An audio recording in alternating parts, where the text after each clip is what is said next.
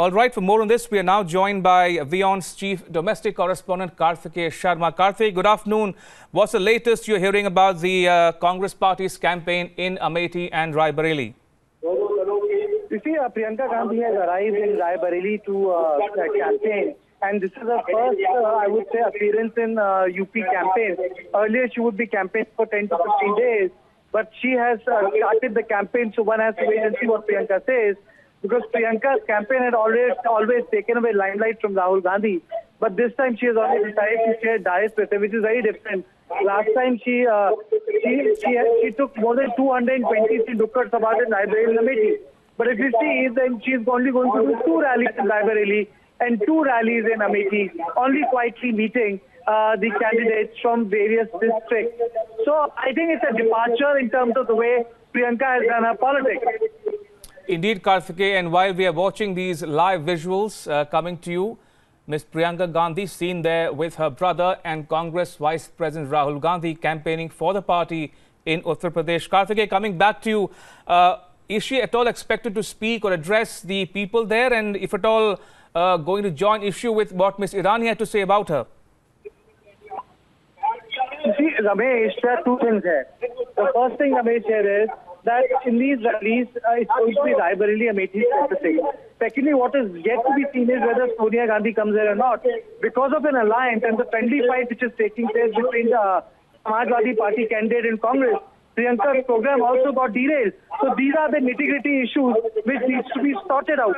But what Gandhi, I think, tried to do was to ignore them rather than make them a bigger issue. And I think that's the reason why Priyanka has been limiting her campaign. Right, and Karthikeya, what is the tone and tenor of the Congress Party's campaign shaping up like, given the alliance with the SP in UP? Yes, Ramesh. What has happened is the alliance at least is keeping Congress Party in some shape. Without alliance, Congress Party wouldn't have been shaped. Samajwadi Party has given them some oxygen. So they're in a race now. You can disagree whether they'll be number 1, number 2, number 3. But no one will say that the Congress is not in the race. Congress is in the race because of the fact that they have an alliance, and that makes them a powerful contender. But today's story is not Congress. Today's story is not Rahul Gandhi. Today's story is Priyanka Gandhi. Today's story is what Priyanka Gandhi says against Narendra Modi. Today's story would be the way she would attack Amit Shah. I think today's story for the Congress is Priyanka and not Rahul Gandhi. Indeed, and Karthikeya, you've traveled extensively in UP in these elections. And what's the mood in UP where you are at the moment, given that the 3rd phase of elections is due over the weekend? Well, the mood, I would say, the mandate is getting fractured in the sense that every political party is getting a vote. But then one can say for sure that RLD has damaged Bharatiya Janata Party in Western Uttar Pradesh. And now, I would say that this phase is very, very, very, very important for Akhilesh Yadav. And as we speak, Rahul Gandhi has taken the dais.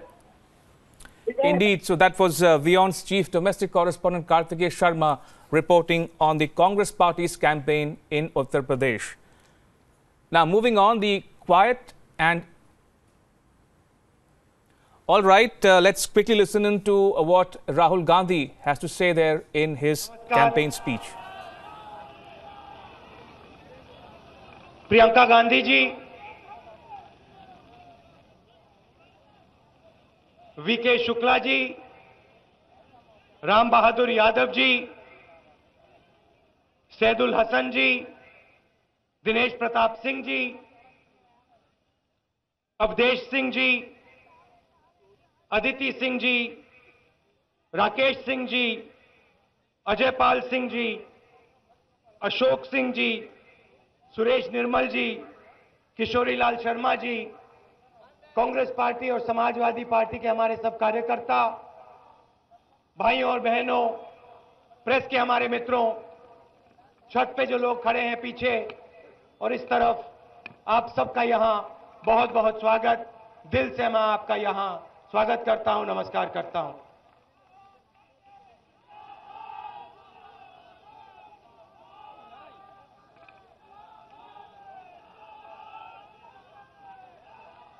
कुछ महीने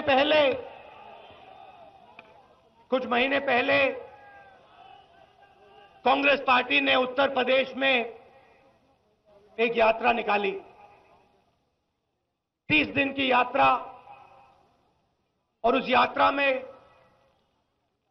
हमने किसान के मुद्दों पर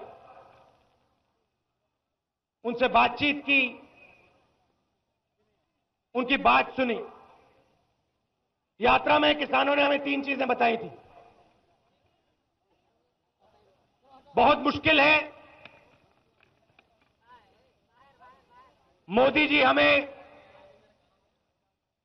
बारिश होती है, ओला गिरता है, मुआवजा नहीं देते हैं, बोनस काट दिया, हमें सिर्फ 3 चीजें चाहिए।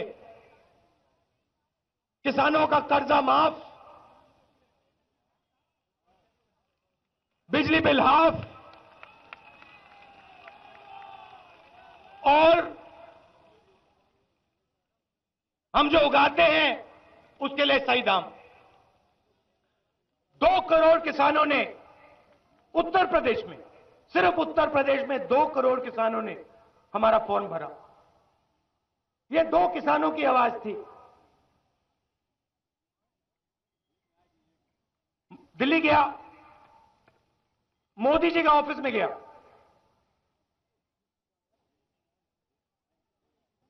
उनसे मैंने कहा, मोदी जी आपने 50 परिवारों का 1,40,000 करोड़ रुपए माफ कर दिया है।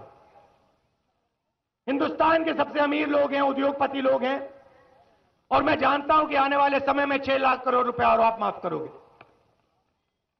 आप एक बात करिए, उनका आप कर सकते हैं, करना है तो आपका, आप प्रधानमंत्री हैं, आपके ऊपर है, आपकी मर्जी है। मगर उत्तर प्रदेश के 2 करोड़ किसानों ने आपसे पूछा है,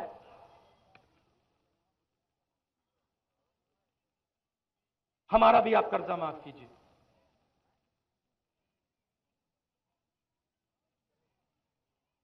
मोदी जी यहां, बीच में मेज, मैं उस तरफ। मैंने कहा, मोदी जी किसान चाहता है कि उसका कर्जा आप माफ करें। अब देखो मोदी जी का जवाब। उस तरफ से मैंने कहा, मोदी जी किसान चाहता है अब कर्जा माफ करो। ये देखिए मोदी जी का जवाब।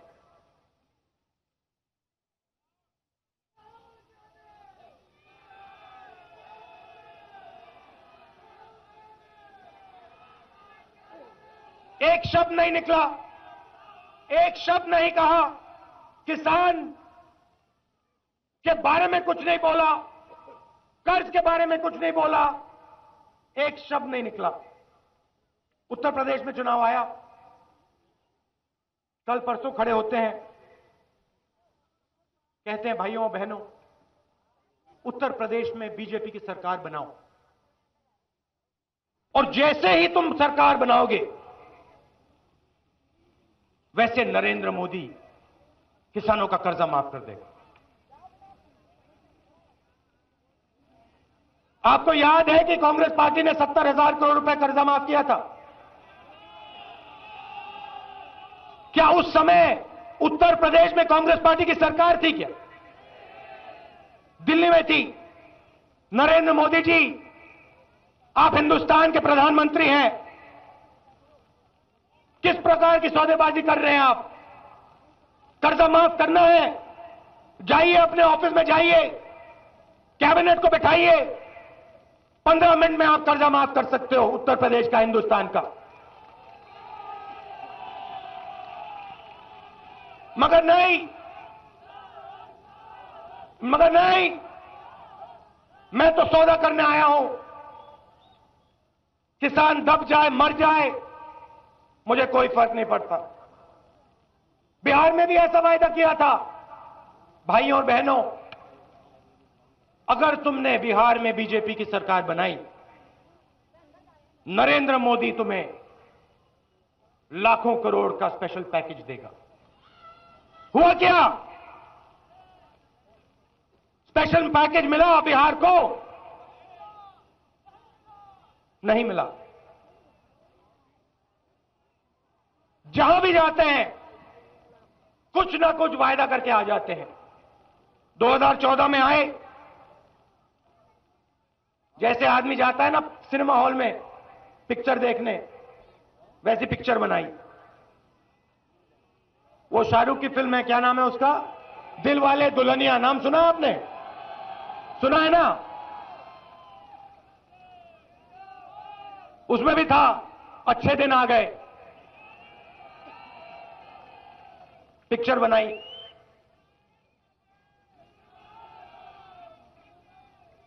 सब कुछ ठीक हो जाएगा, हिंदुस्तान साफ हो जाएगा, चमकेगा हिंदुस्तान, सबको रोजगार मिल जाएगा, महिलाएं खुश हो जाएंगी, घर में पैसा आ जाएगा, किसानों के पास पानी आ जाएगा। दिल वाले दुल्हनिया पिक्चर, अच्छे दिन। 2.5 साल बाद पता लगा शोले पिक्चर थी, गब्बर सिंह आ गया।